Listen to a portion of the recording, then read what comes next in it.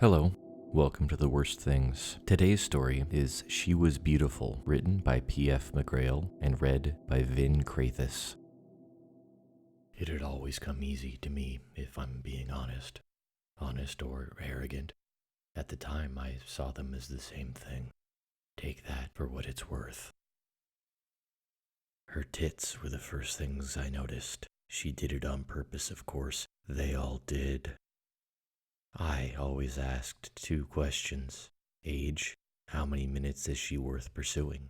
She was a 1913 on this scale, which made her quite an ambitious target, to be sure. But what's the point of the hunt if your quarry can't give chase? How do you feel powerful if there's not at least a little bit of squirming? An accidental graze at first. I couldn't make it seem like I came across the room just for her. My perfect smile. She grins back and looks at her feet. Good. I walk away. Lead with the smile when I return 30 minutes later. I've waited until she's next to a bottle of liquor, so I have to reach around her just a little bit. She sees my ass. I see hers. I rest my hand on her hip as the other reaches past. Offer to pour her a drink as well. The third time I engage when she's talking to a guy who's way out of his league. I butt in, make a crass joke about him. He's dumbfounded. She's smiling behind her hand. I tell him that Rick is looking for him, and he awkwardly slinks away. This time, I put my hand around her waist, and we walk out of the room. When executed perfectly, the prey thinks it wants the snare. Something about foreplay reminds me of butter melting on a crispy waffle. The boundaries get blurred.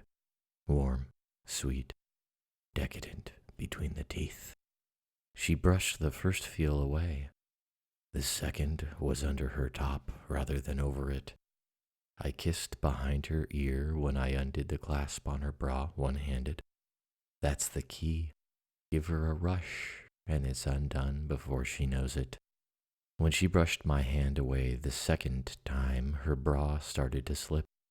She smiled despite herself. Her top came off shortly after that, and yes, her tits were worth the wait. Large but grabbable, firm enough to hold their shape, soft enough to yield under a gentle caress. Nipples like chocolate candy, almost chewy. She liked the biting. She tried to hide it, but she couldn't. That's when I got up to start the camera. I said it was to turn on some music, of course. Why is Barry White the soundtrack for fucking? I never did understand the desire to hear a velvet-voiced man when I was balls deep. Whatever. It got the job done. I flicked on the music. She didn't even see what else I was doing. At any rate, no time to waste. Breaking physical contact this late in the game is dicey. Even when she's down to her panties, however, it's never a sure thing. I slid my fingers inside the cotton, but kept them along the edge of her hips. When my hand is in her panties, but away from the fun parts, it's much more effective than going straight for the kill. She breathed faster. It was working. I kept my hand in place. It had the simultaneous effect of tantalizing her and disarming her. That was the kill shot. Nothing compares to the moment when she arches her hips for a panty removal. My pulse thundered in my ears. Of course, the opposite scenario provides its own fun. You see, for most guys, there's nothing to compare with the disappointment in the moment they realize they're not going to get laid. I prefer to bypass that moment, because there's nothing to compare with the look on her face when she realizes that she is going to get laid, even if she doesn't want it. That's the best part of filming it. The dawning moments of realization are the parts I revisit the most. I have at least 36 of those moments recorded. This time, however, she goes along with a smile and no fight. Slut. She pushes me onto my back and crawls forward, a hungry glint in her eye. She crawls to the head of my bed, legs spread with one of her knees by each of my elbows, and I check, shaved or unshaved. She moves quickly, pretty pushy skank actually. She brings her hips to my lips and I see, what? Definitely unshaved, but there's more. Hairy, spider legs at least a foot long reach out from her crotch. I squirm, but her knees hold me in place with surprising force. I open my mouth to scream. Bad idea. 8 hairy, bristly legs wrap themselves around my head and caress me almost lovingly. Her crotch is pressed firmly against my open mouth, and something goes inside. It becomes immediately apparent that it's a stinger. Pain rips through my entire head as it pierces my tongue. I can feel the blood begin to flow down my throat. Time to throw this bitch onto the ground.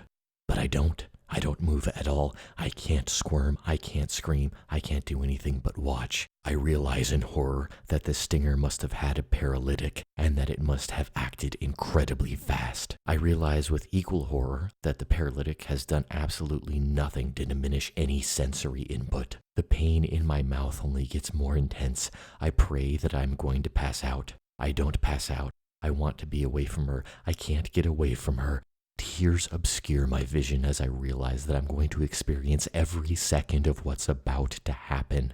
The legs work furiously. The bristly fur rakes my cheek. While the arachnid exoskeleton is cold, the rubbing sensation is unpleasantly warm. She slides the legs up and down my neck slowly. One leg reaches behind my ear, then slides inside of it. It has a pincer on the end.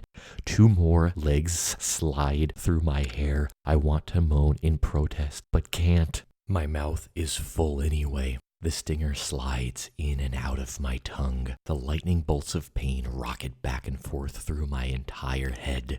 The legs pull tighter like they're trying to crack a walnut. I had thought that the pain couldn't get any worse, but I was wrong. I didn't want to die in that moment, but if I'm being honest, I would have been okay with it. The legs pull back and I have a moment of hope. That moment is summarily crushed when I feel 8 pincers on my cheeks. This pain is the worst imaginable. This time, when the pincers dig at my yielding flesh like a badger turning up fresh loam, I do want to die. It's impossible to tell what pieces of me are being torn apart. The pain is too great. All I know is the hurt, and there is nothing else at all. Nothing. I don't know when she stopped. Time had gotten wobbly. I just know that there was an end to things. You'd think I'd be overjoyed that it was over, but it stayed with me. Some experiences can't be left behind.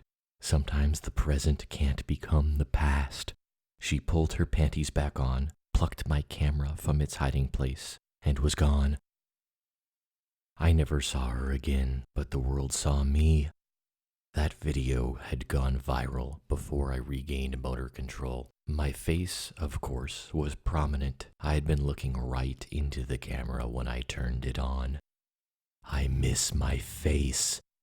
That was the last time I picked up a stranger and took her home. That was the last time I went to a party. That was the last time I had sex. That was the last time I kissed a girl. No one wants to kiss the man with a hideous, gummy taffy mess where a face used to be. They want to look but never touch. Everything in my life is different now. Some things never get left in the past. They tangle themselves into who we are like musty cobwebs and only get more intertwined when we try to pry them away. It turns out that one of those things is unwanted sex.